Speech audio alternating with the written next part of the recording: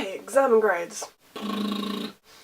First off, for me personally, they sucked. Especially at sixth form because I repeated year 12, so I spent 3 years working towards an end which I didn't think would represent myself and I knew that I wouldn't do very well at. So it's just as if I was digging a hole for 3 years. And it's not a self-fulfilling prophecy. I'd tried in the past. I'd studied, I'd done 1 year of A-levels at a separate college.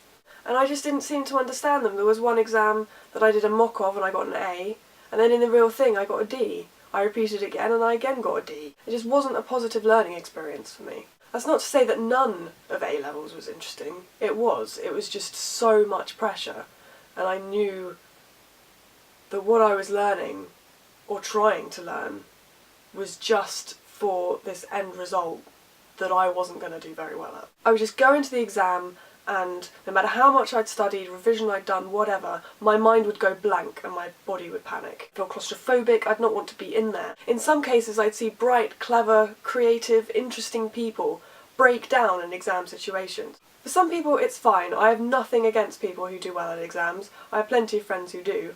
I just didn't, and I didn't think this was fair. In my education, as soon as exams came along, school was suddenly about ticking boxes and not about learning because we wanted to learn. And some people like me just don't want to tick those boxes, or can't.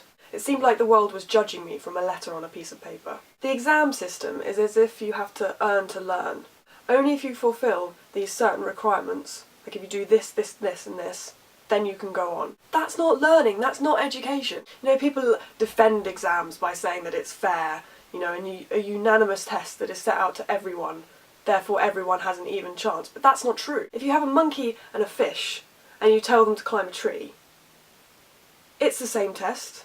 The odds are fair, but it's not. The monkey is obviously going to be able to climb the tree, and the fish is going to struggle and find it impossible. It just doesn't suit all of us. Exams put students into a one-size-fits-all thing, and it's just not the case. We're all different, and some of us just don't work that way. Yet those of us who don't can't really express ourselves because we don't have an outlet to do so. But learning is life. We are constantly taking in information and experiences. That's knowledge, that's learning, and that's life. At school or college, it came to be that you just learned for the exam. The courses were prescripted and you had to learn certain things in order to pass. Something in class might have sparked your imagination. You ask the teacher about it, but they say they can't go into that because it's not part of the course and you won't be asked about it in the exam. How is that going to encourage people to be intrigued by things and ask questions? One of the key things I think in this whole thing is failure. People are scared of failing, but it's a learning curve. If you fail, you learn from it. It's just experience. So many successful people have become successful from failing.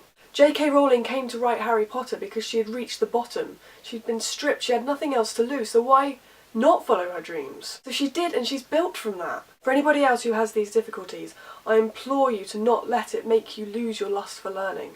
Because learning is fantastic. Having a flair for it is brilliant. And there are so many other ways that you can learn. Not just in school and for examinations. You can learn from books, the internet, programs, whether that be radio or TV. Vocational courses, you can do courses that aren't involved with school. And there's so much stuff to learn out there. The world is full of it. So many subjects, so many areas of life. It's brilliant. Life is fantastic. Full of so many riches. And we need to embrace that.